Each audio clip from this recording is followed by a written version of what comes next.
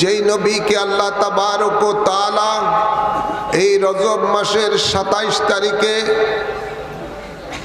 মেহমানে আলা করে আলমে দুনিয়া থেকে লামকানে নিয়ে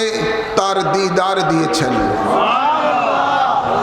যাকে আল্লাহ তাবারক ও তাআলা জিবরাইল আমিনের নেতৃত্বে 70,000 ফেরেশতার মাধ্যমে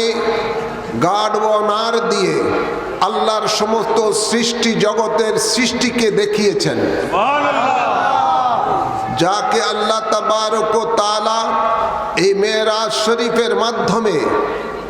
আরশ আজিমের উপরে জুতা মোবারক নিয়ে বসিয়েছেন। যেই আরশ আজিমের নিচে সমস্ত সৃষ্টি জগতের উপরে আল্লাহ তাবারক ও তাআলা তার